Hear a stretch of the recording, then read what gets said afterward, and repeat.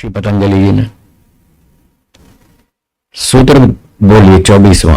क्लेश कर्म विपाक आशयैः अपरामृष्टः पुरुष विशेषः ईश्वरः। ये है ईश्वर। इस पहचान से उसको पहचान लेना, इन लक्षणों से इस ईश्वर को समर्पण करना, दूसरे किसी को नहीं, तो तुम्हारी समाधि शीघ्र लगेगी। किसी और को कर दिया तो भटक जाओगे। मातृ समर्पण करना चाहिए, वो उसका अपना स्तर है, वो अलग लेवल है, उस उम्र में वो भी करना चाहिए। पितृ समर्पण भी करना चाहिए, गुरु समर्पण भी करना चाहिए, हर एक का अपना अपना लाभ है। लेकिन अंतिम समर्पण ईश्वर का है, ईश्वर समर्पण करना चाहिए, उसके बिना फिर आगे गाड़ी नहीं चलेगी। तो ईश्वर समर्पण के लिए ईश्वर की पहचान बताई। सूत्र में पहला शब्द है क्लेश, दूसरा है कर्म, तीसरा है विपाक और चौथा आशय। इनके बाद पांचवा शब्द है अपरामृष्टः। परामृष्ट का अर्थ होता है संबद्ध। क्या अर्थ है? संबद्ध। और अ लगाने से अर्थ उलट जाएगा। अपरामृष्टः, असंबद्ध। इन चार चीजों से जो सर्वदा असंबद्ध है, इन चार चीजों से उसका संबंध कभी नहीं होता, ना कभी हुआ, ना आज है, ना होगा। तीनों कालों में कभी भी उसका इन चार चीजों से संबंध नहीं होता। उसका नाम ईश्वर है, उसको समर्पण करना और किसी को नहीं। तो ये चार शब्दों में पहला शब्द है क्लेश। योग दर्शन में क्लेश नाम से 5 बातें बताई हैं। 5 क्लेश, उनके नाम बोलिए। अविद्या, अस्मिता, राग, द्वेष, अभिनिवेश। ये 5 क्लेश। तो जो 5 क्लेशों से कभी भी संबद्ध नहीं होता वो ईश्वर है। मृत्यु का भय, मरने से डर लगता है, इसका नाम है अभिनिवेश। तो ये अविद्या, राग, द्वेष आदि जो 5 क्लेश हैं, ये जीवात्मा के साथ संबद्ध होते हैं, हमारे साथ तो होते हैं। आत्मा अल्पज्ञ है, अल्प शक्तिमान है, उसको अविद्या दबा लेती है और वो उल्टा सीधा समझने लगता है, दुनिया में बीसियों भ्रांतियों में पड़ा रहता है। तो आत्मा इन 5 क्लेशों के साथ जुड़ता है, संबद्ध होता है, अविद्या से, राग से, द्वेष से, अभिनिवेश से। ईश्वर को कभी अविद्या नहीं दबा सकती, ये सूत्र में लिखा है। अब इस तरह से ईश्वर की पहचान करें, जिसको अविद्या तीनों कालों में कभी नहीं दबा सकती, कभी मूर्ख नहीं बना सकती, वो ईश्वर है। उसको समर्पण करना, वो आपकी समाधि लगवाएगा और मोक्ष देगा। ये समझा रहे। तो जिसको अविद्या कभी नहीं होती, जिसको राग कभी नहीं सताता, जिसको द्वेष कभी नहीं होता, जिसको मरने से डर नहीं लगता, 5 क्लेशों से सर्वथा परे, तीनों कालों में परे, उसका नाम ईश्वर है। उसको पहचानो और उसको समर्पण करो। जब व्यक्ति मिठाई खाता है तो मिठाई कहां जाती है? आत्मा में या शरीर में? और वो मानता क्या है? मैं खा रहा हूं। इसका नाम अस्मिता है। मिठाई खा जाती है शरीर में और आत्मा ये मानता है कि मुझ में जा रही है, मैं मिठाई खा रहा हूं। तो गड़बड़ है ना। बस ये अस्मिता क्लेश है, मोटी भाषा में ऐसा समझ लीजिए। तो अविद्या, अस्मिता, राग, द्वेष, अभिनिवेश, 5 क्लेश जिसको कभी नहीं सताते, उसका नाम ईश्वर है। ये पहली पहचान। अब इस पहचान से देखो, कोई भी शरीरधारी व्यक्ति आपको ऐसा मिलेगा जिसको 5 क्लेश कभी ना सताते हो? ऐसा कोई नहीं मिलेगा। इसका मतलब ईश्वर शरीरधारी कभी नहीं होगा, और जो शरीरधारी है वो उनमें से ईश्वर कोई नहीं होगा, क्योंकि वो शरीरधारी सारे 5 क्लेशों के चक्कर में।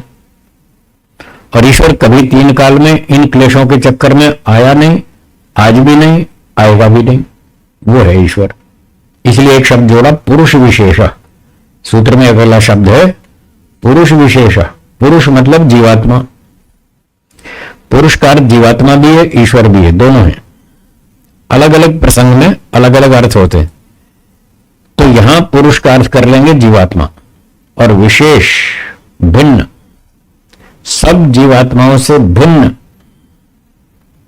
सबसे अलग अलग कैटेगरी का, अलग स्टाइल का वो ईश्वर है। आत्मा में जैसा नहीं है, वो सबसे अलग टाइप का है। अंग्रेजी में क्या बोलते हैं? यूनिक। यूनिक कहते हैं ना, जो वस्तु संसार में अपने ढंग की केवल एक ही हो उसको बोलते हैं unique item. God is unique item, वो अपने ढंग का एक ही है, बस उसके बराबर का दूसरा कोई ईश्वर नहीं है, उसके लेवल पर दूसरा कोई भी नहीं है, वो अकेला ही है। तो वो है पुरुष विशेष, सबसे अलग अलग स्टाइल का वो ईश्वर है। तो 5 क्लेश जिसको कभी नहीं सताते वो ईश्वर है। अगला शब्द है कर्म। अब इस कर्म को क्लेश के साथ जोड़ना है। वो कर्म जो क्लेशों से उत्पन्न होते हैं, क्या का बोली, कुछ कर्म ऐसे होते हैं जो क्लेशों से उत्पन्न होते हैं, कुछ कर्म ऐसे होते हैं जो क्लेशों से उत्पन्न नहीं होते, वो तत्व ज्ञान से उत्पन्न होते हैं। अविद्या राग द्वेष ये तो क्लेश है, तो व्यक्ति अविद्या राग द्वेष से प्रेरित होकर कर्म करता है। और जैसे अविद्या है, इसका विरोधी विद्या, मिथ्या ज्ञान, इसका विरोधी तत्व ज्ञान। जैसे अविद्या से व्यक्ति कर्म करता है, मिथ्या ज्ञान से प्रेरित होकर कर्म करता है, ऐसे तत्व ज्ञान से भी प्रेरित होकर कर्म करता है। तो मिथ्या ज्ञान, अविद्या आदि क्लेश जीवात्मा को चिपट जाते हैं और इससे वो उल्टे सीधे काम करता है, अच्छे बुरे सकाम कर्म करता है, सांसारिक सुख की प्राप्ति के उद्देश्य से कर्म करता है, इसको सकाम कर्म कहते हैं। तो जीवात्मा 5 क्लेशों के चक्कर में आता है और इन क्लेशों से प्रेरित होकर सकाम कर्म करता है, पर ईश्वर इन 5 क्लेशों के चक्कर में नहीं आता। वो अविद्या से परे है, वो सदा तत्व ज्ञानी है, अनंत ज्ञानी है, उसका ज्ञान पूरा शुद्ध है, करेक्ट, कंप्लीट, कंफर्म है। तो वो जो तत्व ज्ञान से प्रेरित होकर कर्म करता है, वो कर्म तो ईश्वर भी करता है। यहां कर्म का निषेध कर रहे हैं, इसका अर्थ ये नहीं कि ईश्वर कोई भी काम नहीं करता है। बहुत लोगों को यहां भ्रांति हो जाती है, वो समझते हैं देखो जी कर्म का निषेध किया है, ईश्वर कोई कर्म करता ही नहीं। ऐसा नहीं है, ईश्वर भी कर्म करता है। वेद में लिखा है विष्णु कर्माणि पश्यत, ये मंत्र सुना है कभी? विष्णु कर्माणि पश्यत, विष्णु के कर्मों को देखो। विष्णु कौन है? सर्वव्यापक ईश्वर। ईश्वर के हजारों नाम हैं, उनमें एक विष्णु भी है, वेद में लिखा है विष्णु कर्माणि पश्यत, जो सर्वव्यापक ईश्वर है उसके कर्मों को देखो। तो वेद में तो लिखा है ईश्वर कर्म करता है। क्या कर्म करता है? सृष्टि को बनाता है, हाँ या ना? सृष्टि का पालन करता है, सृष्टि का नाश भी करता है, सब जीवात्माओं के कर्मों का फल देता है, 4 वेदों का ज्ञान देता है, ये ईश्वर के कर्म है। तो ईश्वर भी तो कर्म करता है, पर वो तत्व ज्ञान से करता है, अविद्या से नहीं, राग द्वेष से नहीं, क्लेशों से प्रेरित होकर कोई कर्म नहीं करता। वो तत्व ज्ञान पूर्वक कर्म करता है, शुद्ध कर्म करता है। जीवात्मा तो फल की इच्छा से कर्म करता है। वो जब भी कर्म करता है तो पहले सोचता है मुझे फल क्या मिलेगा, कुछ ना कुछ फल मिलना चाहिए, अगर फल नहीं मिलेगा तो मैं काम भी नहीं करूंगा। परंतु ईश्वर फल की कामना नहीं करता है, फल की इच्छा नहीं करता है, वो बिना फल की इच्छा से कर्म करता है, सिर्फ परोपकार के लिए करता है, उसको अपने स्वार्थ की कोई इच्छा नहीं। कभी कभी लोग कहते हैं जी गीता में लिखा है कर्म किए जा फल की इच्छा मत कर रे इंसान, जैसे कर्म करेगा वैसे फल देगा भगवान, ये है गीता का ज्ञान। ऐसा कोई गीत बना रखा है ना? कोई पुराना गीत था ऐसे, कभी सुना था हमने भी। तो गीता के नाम पर लोग कहते हैं कर्मण्येवाधिकार अस्ति मां फलेषु कदाचन, कर्म में तुम्हारा अधिकार है, फल में अधिकार नहीं है, फल की इच्छा मत करो। ये झूठ है। गीता में जो लिखा है इसका अर्थ ये नहीं है। लोग झूठ बोलते हैं, गलत बताते हैं, उनको गीता पढ़नी नहीं आती। व्यक्ति कर्म करे और फल की इच्छा ना करे, असंभव है, इम्पॉसिबल है। स्वार्थ जीवात्मा में इनबिल्ट है, बाय डिफॉल्ट है, वो तो स्वाभाविक है। स्वार्थ के बिना तो आदमी आंख भी नहीं खोले। आप सुबह आंख खोलते हैं, आपका स्वार्थ है, तब आंख खोलते हैं। क्या हुआ, दिन हो गया, चलो भाई उठेंगे। क्यों उठेंगे? नहाएंगे, धोएंगे, ऑफिस जाएंगे, पैसे कमाएंगे, घर चलाएंगे। आपको स्वार्थ ना हो तो आप बिस्तर से उठेंगे ही नहीं। क्यों उठेंगे? तो व्यक्ति कोई भी काम करता है पहले सोचता है मुझे इससे क्या फायदा है। अगर कुछ भी फायदा नहीं है तो वो काम नहीं करेगा। इसलिए यह कहना गलत है कि व्यक्ति कर्म तो करे और फल की इच्छा ना करे, असंभव है। ईश्वर ऐसा कर सकता है, ईश्वर के लिए असंभव नहीं है, आत्मा के लिए असंभव है। क्यों? क्योंकि आत्मा में स्वभाव से कमियां हैं। बोलिए क्या कहा है या नहीं? आत्मा को बहुत चीजें चाहिए, रोटी, कपड़ा, मकान, विद्या, बेटा, परिवार, संपत्ति, मोक्ष, ये सब चीजें चाहिए। इसके बिना उसका गुजारा नहीं चलता है। तो आत्मा में बहुत सारी कमियां हैं, वो अपनी कमियों को पूरा करना चाहता है। इसलिए वो अपने कमी को पूरा करने के लिए पहले सोचता है मैं जो काम करूं मुझे क्या मिलेगा। या तो धन मिले, सम्मान मिले, कुछ संपत्ति मिले, कुछ प्रतिष्ठा मिले, कोई पद मिले, है कुछ खाना पीना मिले, कुछ भाड़ा किराया मिले, कुछ तो मिलना चाहिए। और ये भी नहीं मिले तो कम से कम मोक्ष तो दो। अब आप मोक्ष भी ना दो और पैसा भी ना दो तो मैं क्यों काम करूंगा भाई? फालतू थोड़ी बैठा हूं, मेरा जीवन कैसे चलेगा? मुझे कुछ तो चाहिए ना। तो जीवात्मा में बहुत सारी कमियां हैं, उन कमियों को पूरा करने के लिए वो कर्म करता है। जब वो सांसारिक सुख संपत्ति प्राप्त करने की इच्छा से कर्म करता है तो उसको सकाम कर्म कहते हैं। क्या कहते हैं? तो सकाम कर्म कहेंगे। सांसारिक सुख प्राप्ति या संपत्ति प्राप्ति के उद्देश्य से जब व्यक्ति कर्म करता है तो वो सकाम कर्म है, और जब मोक्ष प्राप्ति के उद्देश्य से कर्म करता है वो निष्काम कर्म है। तो आत्मा दोनों तरह के कर्म करता है, सकाम भी करता है, निष्काम भी करता है। निष्काम का मतलब ये नहीं कि सारी कामनाएं छोड़ दी, निष्काम का अर्थ ये गलत। निष्काम का अर्थ है जब वो सांसारिक सुख की कामना छोड़ दे। हाँ बोलिए क्या कहा?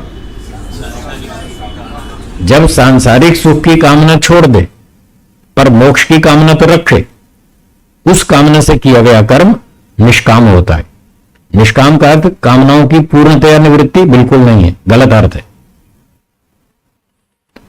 ठीक है, सकाम निष्काम का अर्थ समझ में आ गया। तो आत्मा सकाम कर्म भी करता है, निष्काम भी करता है, दोनों तरह से करता है। वो सांसारिक सुख भी चाहता है और मोक्ष का सुख भी चाहता है, दोनों चाहता है, इसलिए दोनों तरह के कर्म करता है। पर ईश्वर सांसारिक सुख को नहीं चाहता, वो पहले ही मस्त है। अथर्ववेद में लिखा है रसेन तृप्तः, लिखा है ना। हमारे गुरुजी मंत्र बोलते थे रसेन तृप्तः न कुतश्चनो नः। ईश्वर आनंद से तृप्त है, उसमें कोई कमी नहीं है। न ऊन, ऊन माने कमी, न ऊना, उसमें कोई कमी नहीं है। 100% मस्त है, आनंदित है। इसलिए ईश्वर में जब कमी नहीं तो वो किस स्वार्थ की पूर्ति के लिए काम करेगा? स्वार्थ है ही नहीं, इसलिए वो स्वार्थ के लिए काम नहीं करता, वो परोपकार के लिए करता है। एक बार किसी ने पूछा ईश्वर में इच्छा है या नहीं है? आपका क्या उत्तर है? ईश्वर में इच्छा है या नहीं? आप देखा कंफ्यूज है ना। अभी भी कंफ्यूजन है, ईश्वर में इच्छा है कि नहीं है?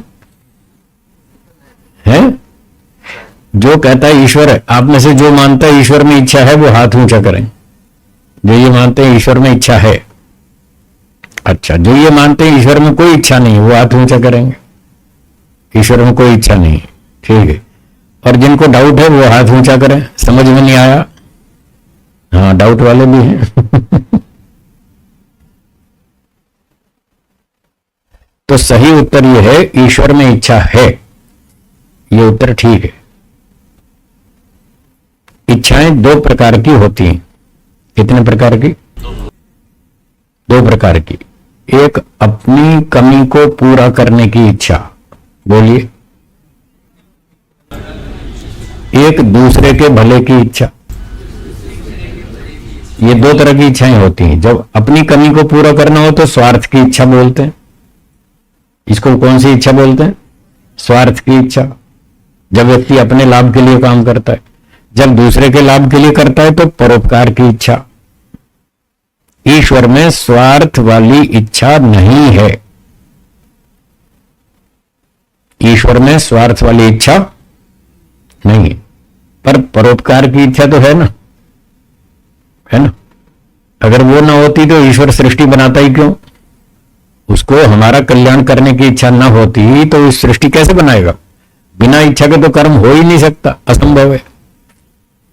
कर्म करने का सिस्टम यही है, पहले इच्छा होती है तो ही कर्म करता है व्यक्ति। ईश्वर का भी यही नियम है, वो भी चेतन है, हम भी चेतन है। हम भी इच्छा से कर्म करते हैं, वो भी इच्छा से करता है। बस अंतर इतना है कि हम फल की इच्छा भी रखते हैं, वो फल की इच्छा नहीं रखता, इतना अंतर है। तो ईश्वर में परोपकार की इच्छा है। उसी परोपकार की इच्छा से ईश्वर ने संसार बनाया। वो हमारा सब कर्म फल देता है, न्याय से सब हमारा ध्यान रखता है, पालन पोषण करता है, सब काम करता है। तो ईश्वर में परोपकार करने की इच्छा है, उस इच्छा से वो कर्म करता है। तो ईश्वर के कर्म 5 कर्म बताए, वो तत्व ज्ञान पूर्वक हैं, इसलिए ईश्वर कर्म करता है। और इस सूत्र में जो मना किया जा रहा है, क्लेश कर्म, ये सकाम कर्मों की बात है कि ईश्वर सकाम कर्म नहीं करता है। सकाम कर्म क्यों नहीं करता है? क्योंकि उसमें अविद्या नहीं है, वो राग द्वेष नहीं है, वो क्लेश नहीं है। इसलिए ईश्वर ना तो क्लेशों के चक्कर में फंसता, ना वो सकाम कर्मों के चक्कर में फंसता। इन दोनों के चक्कर में कभी नहीं आता, वो ईश्वर है। अब शरीरधारी जितने भी हैं वो सारे क्लेशों के चक्कर में भी आते हैं और सकाम कर्म भी करते हैं। बाद में तत्वज्ञान हो जाता है, फिर सकाम कर्म छोड़ देते हैं, बाद में फिर निष्काम कर्म करते हैं, लेकिन कभी ना कभी तो करते हैं, कभी ना कभी तो क्लेशों के चक्कर में आते ही हैं। इसलिए किसी भी शरीरधारी को ईश्वर नहीं मानना, ये समझा रहे हैं महर्षि पतंजलि जी। ठीक है जी। तीसरा शब्द देखिए सूत्र में, क्लेश कर्म विपाक। विपाक का मतलब है कर्मों का फल।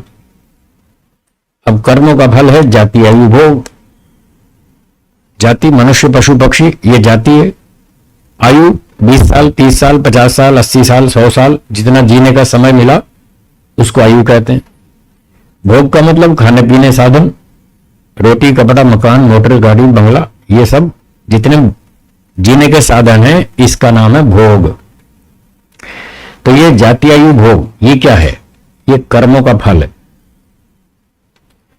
ईश्वर इन कर्मों का फल भी नहीं भोगता, जीवात्मा भोगता है। जीवात्मा 5 क्लेशों के साथ संबद्ध होता है, फिर उन क्लेशों से प्रेरित होकर सकाम कर्म करता है, फिर सकाम कर्मों का फल जाति आयु भोग ये भोगता है। और इस जाति आयु भोग से क्या मिलता है? सुख और दुख। अंतिम फल तो सुख और दुख।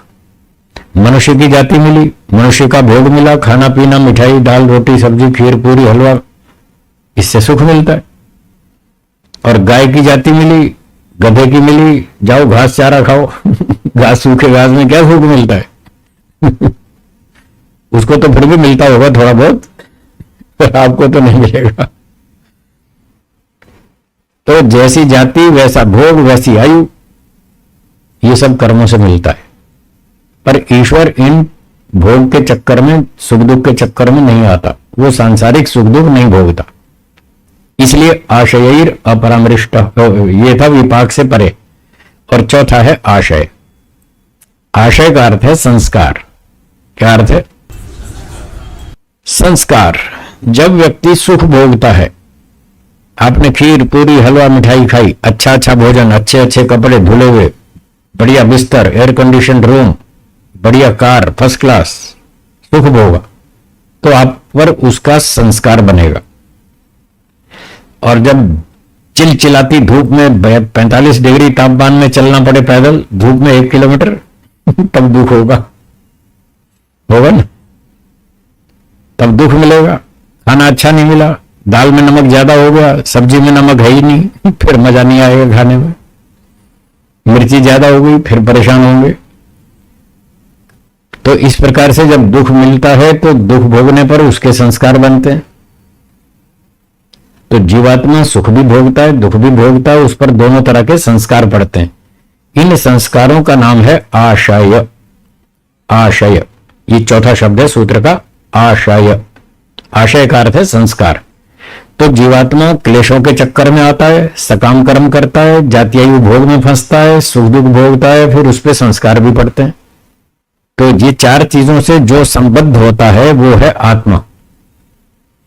और अपरामृष्ट, इन चार से कभी भी संबद्ध नहीं होता, तीनों काल में कभी भी नहीं होता। न भूतकाल में कभी शरीर के चक्कर में आया ईश्वर, न आज आया है, न आगे आएगा। वो कभी शरीर धारण नहीं करता, कभी अवतार नहीं लेता। ये खामखा भ्रांति फैला रखी है। भगवान के 24 अवतार, ऐसे ऐसे अवतार बता रखे हैं। सूअर के शरीर में बताओ भगवान ने अवतार लिया, सूअर से और कोई अच्छा शरीर नहीं मिला था। बिठाना ही था तो किसी अच्छे शरीर में बिठाते।